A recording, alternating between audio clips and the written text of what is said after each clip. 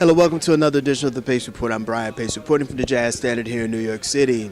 Blessing the band stage this week is a celebration of life for Mr. Billy Hart. As this band turns 75 years old, this gentleman, for well over 50 years, has played with some of the most iconic musicians in the idiom of jazz, ranging from the great Jimmy Smith, Wes Montgomery, Shirley Horn, Stan Getz, McCoy Tyner. The list goes on and on. Now, this week he's playing with his quartet, and over the last couple of years, this gentleman has recorded some very prolific recordings on the ECM label. And I had a chance to sit down with him earlier this week to discuss about the music. We talked about his origins growing up in Washington, D.C., some of his very important musical influences, as well as what he's teaching the next generation of musicians of music, as well as the history of this music called jazz. So sit back, relax, and enjoy highlights of Mr. Billy Hart's 75th birthday celebration here live at the Jazz Standard, here on the Pace Report, reporting from New York City.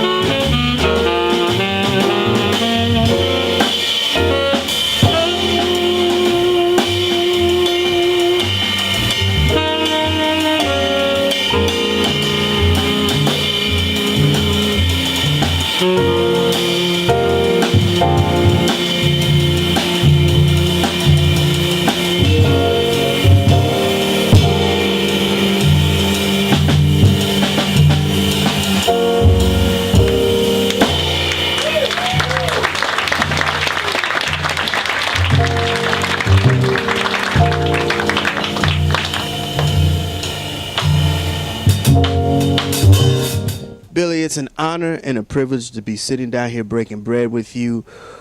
This is a very, very important year for you. You turning 75. And also, this summer, you are going to be playing the Harrodsburg Jazz Festival, where they're going to be paying a homage, and you're going to be playing and revisiting a lot of the ensembles that you played with. Yeah, those were my recordings. Those were three of those are bands that I were my records as a leader, my first records as a leader. And and I think of them as sort of innovative because a lot of those records, a lot of those guys hadn't recorded under their own name at that time, and have since gone on to be, like popular names. You know, as we sit here, Billy, I mean, 50 years of your life, you were a part of this musical liberation we call jazz. And I think I want to start the interview off with how is it at 75 right now, being an instructor and a teacher and professor and also a band leader? How has it affected you now, musically moving forward? Well, it's very very exciting to first of all to see that it can and will continue way farther in the future than I'll be here. So I'm as excited about the future as I was about the past. In fact, I'm more excited about the past because of the future, or more excited about the future because of the past. I mean, because I'm old enough now to really truly see the connection. The connection, let's go back to the origins. Washington, D.C., that's where your father and your mother and your grandparents, they really took a hold of American roots music, the beginning of jazz. Well, they taught me some stuff. My mother loved Jimmy Lunsford. My father loved Duke Ellington. My one grandmother, I guess she was around. She was around the early Duke. Maybe even Jelly Roll. But my other grandma, my father's mother, uh, was Marian Anderson's first accompanist. So I got a little taste of the European classical and the original gospel vocabulary too. You know, Jimmy Cobb, let's see, Duke Ellington, there are a lot of amazing, amazing great jazz musicians that hail from Washington Yeah. D.C. and Billy Taylor, yeah, Dr. Billy Taylor. What can I say? Where's my mind now? Ben Williams, the great bassist, young bassist. Yeah, yeah.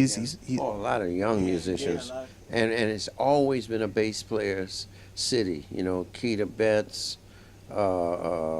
Wilbur Little, Butch Warren, and a bass player that actually played with Duke Ellington named Billy Taylor, O.C. Johnson, the one of the first studio drummers. I mean, I grew up among a lot of heavy people, and a lot of heavy rhythm and blues people too. The Howard Theater. I got a chance to see a lot of people. I was very lucky. Billy, you are the associate professor of percussion at Oberlin, and you also teach at Western Michigan, and And you New England Conservative. and New England Conservatory, and you do a lot of clinics. What is it about instructing now, coming from a musician and band leader to an instructor, that you want to make sure that the next generation of musicians understand as far as the technicality of the music as well as the history of this music? Well, it's it's uh, it's the vocabulary. It's the vocabulary. Sometimes the more contemporary vocabulary is such a subtle variance of the original vocabulary. It's hard to see the relationship sometimes for a younger person.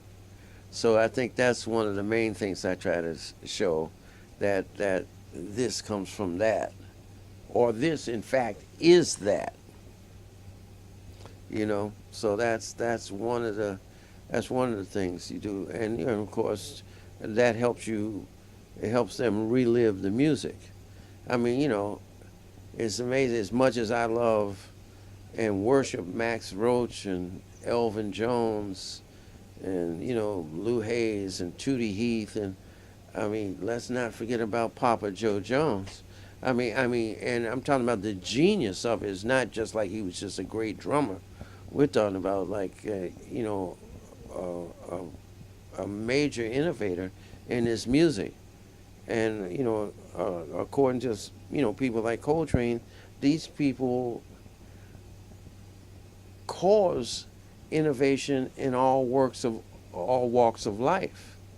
They make a fireman a more innovative fireman. They make a politician a more innovative politician. They make, a doctor a more innovative doctor. This music uplifts the community, right? So that's what's apparent to me now to share. That this music causes a sort of optimism for the future, and by glorifying, the past.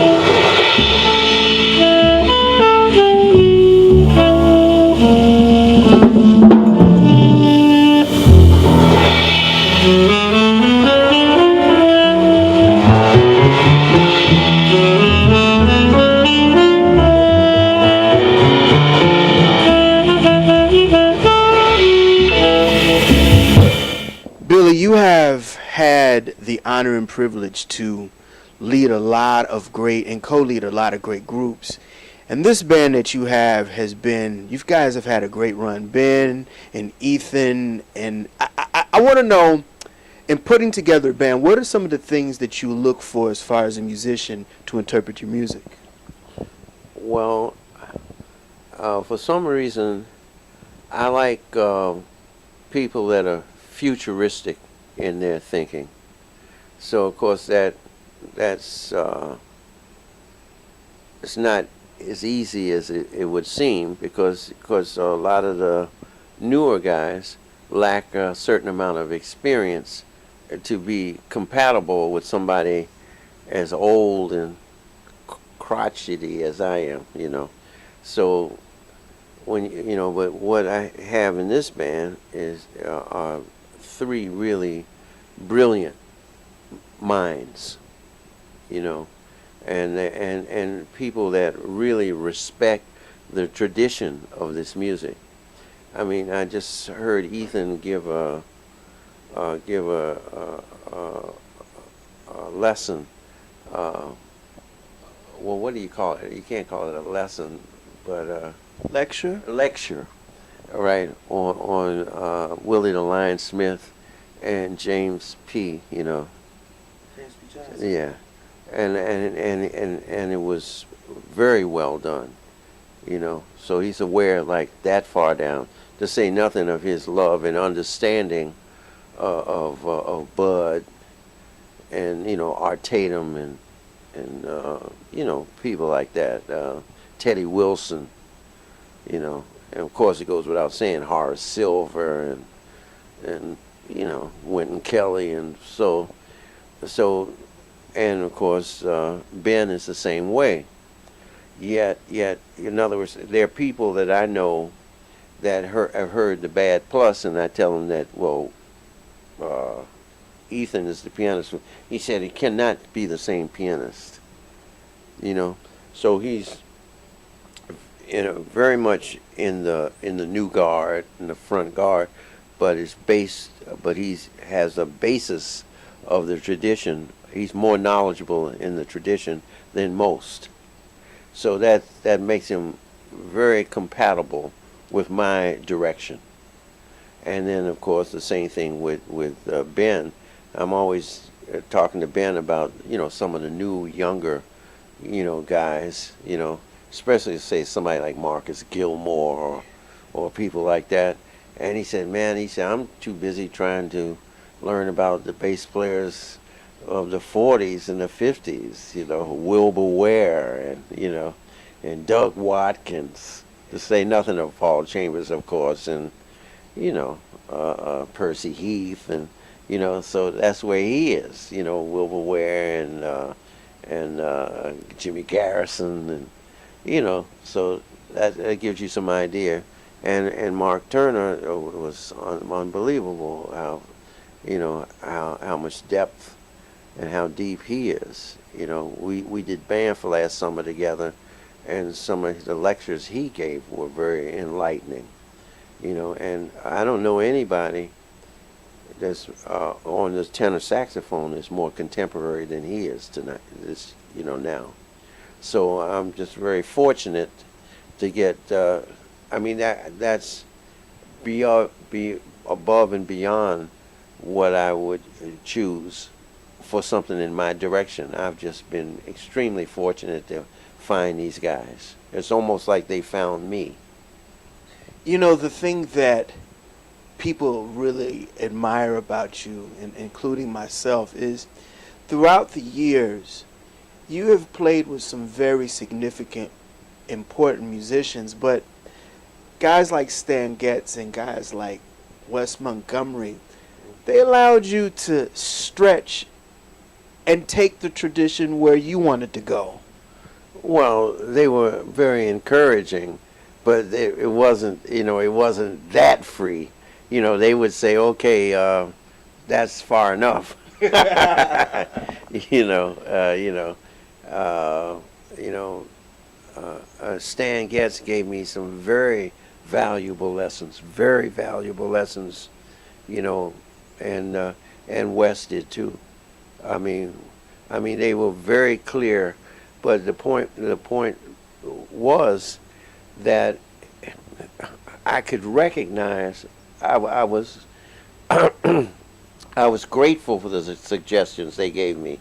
In fact, there were times when I was thinking, boy, these guys, what they've given me, I'm saying, why didn't somebody else tell me? You know, so it just shows you how fortunate, Miles. I mean, he gave me things that I wouldn't have gotten anywhere else. And it was, you don't have to guess about it. When they tell you, it's a solution that is correct. I mean, it's just no doubt. It's just thank you. It's worth more than money. The band stage, as you said earlier, is really the place where musicians have to learn. I mean, and really move forward with it. In being a band leader, what are some of the key things that you want this next generation as musicians, and also as a clinician and as an instructor, what are some of the things that you want them to understand? Let me see. Well, just what I'm saying, that the music must move on. That's how it breathes. It must experiment and try different things, but it must. There's a verity and a truth to the tradition that can't be ignored. In fact, you can't play futuristic or advanced music or whatever you call it without that knowledge. It'll be flawed without the traditional knowledge.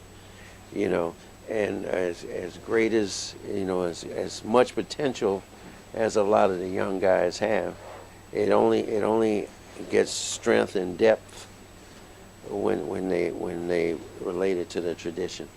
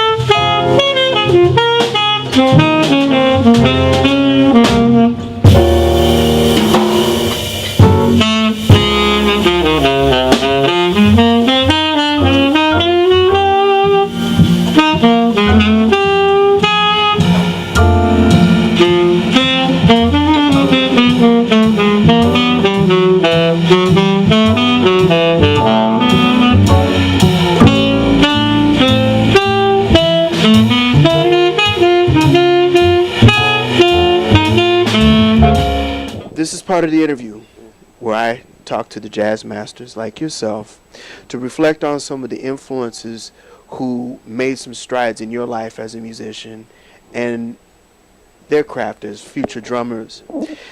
The first one I want to bring up is Ed Blackwell. And I understand that Tootie Heath was the person who introduced you to his drumming style.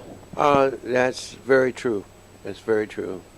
Um, uh, Trudy used to sing not only Ornette's solos to me, but Blackwell solos when I was in high school. Yeah, so yeah, that's the start of it. And of course, once I knew that, when I got a chance to meet Blackwell in person, uh, he would show me things. You know, I remember being in an after hours club, like somewhere like Kansas City or something, and he showed me some things. But more than that, he not only showed it to me, but he wrote it out so it also helped me learn how to read music. So he wouldn't just show me; he also made sure I was learning how to read music too. What were some of the things that he brought to, I don't know, Ornette Coleman's group, but what did he bring to the drums that were very succinct and different than all his contemporaries? Well, he was a very contemporary thinker, or as obviously. So just playing Ornette's music was so he brought a way to play rhythms to a very advanced music, but again, it was very grounded in probably the most traditional drum patterns at all by him just being a New Orleans drummer. That was the original drum patterns come from New Orleans, and he was able to again add strength to Ornette's advanced thinking with these with the depth of his traditional knowledge of drum rhythms. The next one is a very important gentleman. In fact, he just celebrated, I believe, his 92nd birthday, Mr. Roy Haynes. Oh yeah, Mr. Haynes, it's so deep. You know, he and Max, of course. You know, they come from a variety. Their family tradition by them coming from the islands. I think there's a family tradition that's a little closer to Africa than most of us, and I think that's carrying the tradition beyond just the American thing. So he relates. He brought a sort of creative force uh, because of that, and of course he was.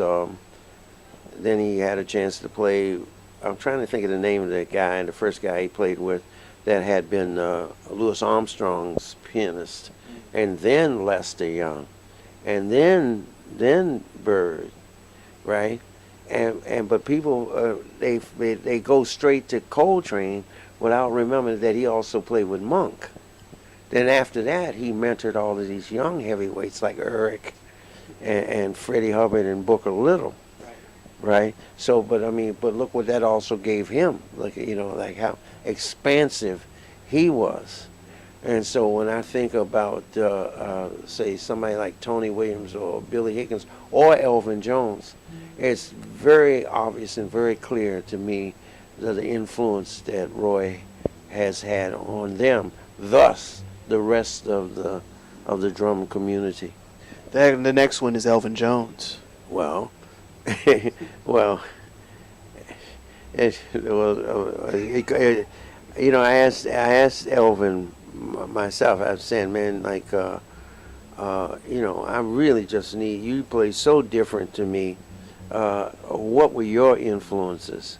And he gave me some names of people, of course, I had never heard of, but he also talked about Max and Philly Joe, right? And then I heard that a lady asked him, said, you play so different. I mean, you're such an innovator.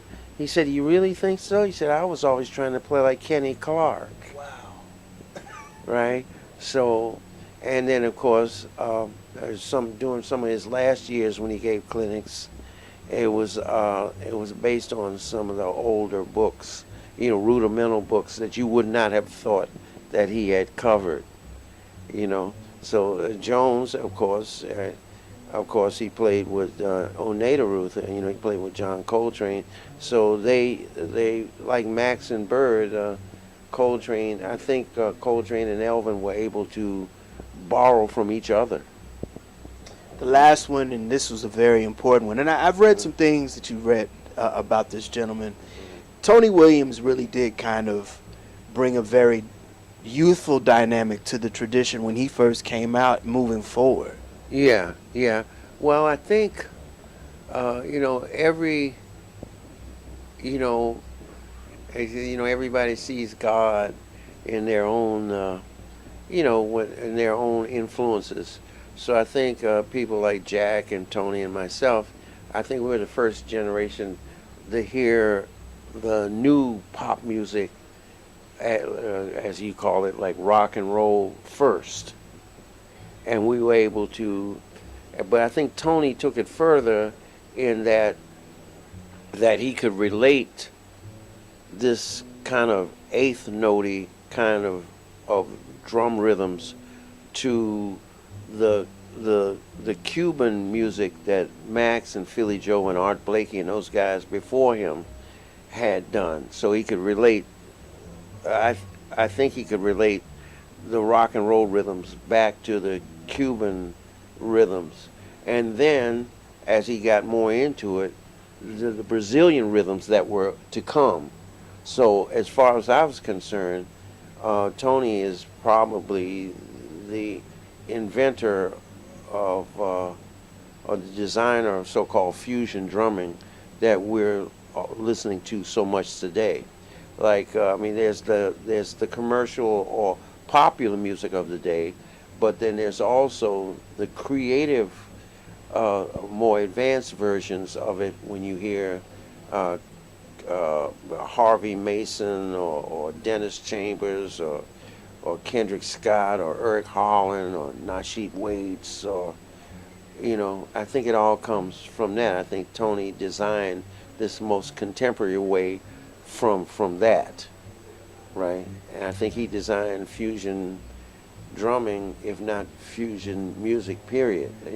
Along with Herbie Hancock and Joe Zawinul and Wayne Shorter, But I think Tony was a big influence on contemporary drumming, which he was able to get from his prodigious study of not only Max Roach, but maybe even the combination of Elvin and Higgins and Blackwell in relationship to Roy Haynes, is my feeling, my personal feeling.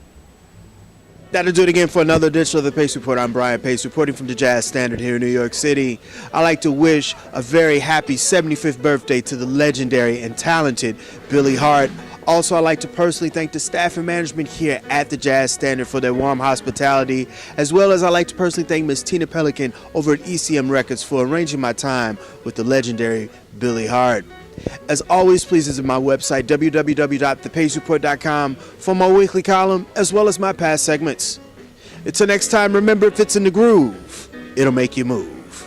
Till next time, peace.